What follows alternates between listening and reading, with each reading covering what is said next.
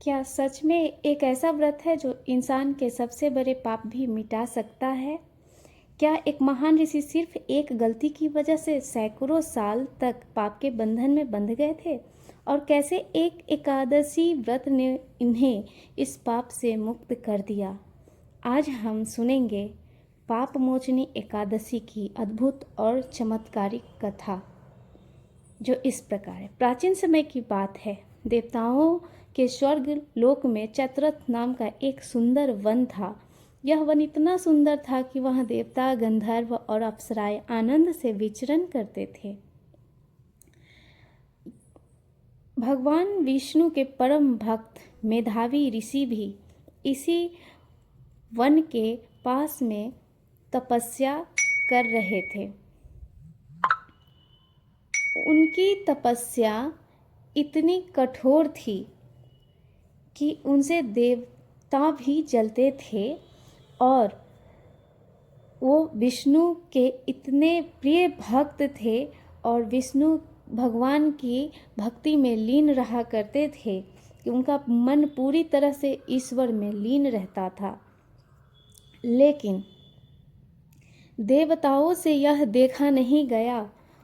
उन्होंने सोचा कि यह ऐसे ही तपस्या करता रहा तो अनर्थ हो जाएगा। यह सोचकर कामदेव ने सोचा कि यदि यह ऋषि इतनी कठोर तपस्या करते रहे तो इनकी शक्ति बहुत ही बढ़ जाएगी। यह बात सोचकर कामदेव ने एक योजना बनाई कि कैसे मेधावी ऋषि का तपस्या भंग किया जाए। यह सोचकर उन्होंने स्वर्ग की एक अत्यंत सुंदर अप्सरा को बुलाया ताकि उसके माध्यम से ऋषिवर का ध्यान तोड़ा जा सके, जिस अप्सरा का नाम था मंजू घोषा। यह अप्सरा देखने में अति सुंदर थी और मनमोहक थी। इससे देवता भी मोहित हो जाया करते थे। उसे बुलाकर कामदेव ने कहा, मंजूषा तुम जाकर मेधावी ऋषि की तपस्या भंग करो। मंजू घोषा उस वन में पहुंची और उसने वीणा बजाना शुरू किया। उसकी मधुर आवाज़ पूरे वन में गूंजने लगी। धीरे धीरे धीरे वह वनों से होते हुए ऋषि के पास तक आवाज़ गई। उसके पश्चात तपस्या कर रहे ऋषि के पास वह मंजू घोषा अप्सरा ने नृत्य करना शुरू कर दिया। नृत्य, वीणा की आवाज़ और पायलों की झनक से ऋषिवर का ध्यान भटक गया और उनका ध्यान टूट गया। उनकी तपस्या भंग हो गई। ऋषिवर ने आँख खोला तो अपने सामने एक अति सुंदर अप्सरा को पाया। उसकी सुंदरता और मधुर संगीत ने ऋषिवर का मन विचलित किया। सालों की तपस्या एक क्षण में डगमगा गई। फिर ऋषि उस अप्सरा के मोह में फंस गए। दोनों उस वन में रहने लगे। ऋषि को लगा जैसे कुछ ही दिन बीते हों, लेकिन सच क्या था, 57 वर्ष बीत चुके थे। एक दिन मंजू घोषा ने कहा, ऋषिवर मुझे लौटने की अनुमति दीजिए। तब ऋषि को अपनी गलती का एहसास हुआ और उन्होंने गुस्से में आकर क्रोध से मंजूषा को श्राप दे दिया, तुम पिशाचिनी बन जाओ। यह सुनते ही मंजू घोषा रोने लगी और वह बोली, हे ऋषि, मैंने यह सब देवताओं के कहने पर किया था। मुझ पर कृपया दया करें। मैंने तो वही किया जो मुझे कहा गया। मंजू घोषा की प्रार्थना सुनकर ऋषि का क्रोध शांत हुआ, लेकिन उन्होंने तो श्राप दे दिया था।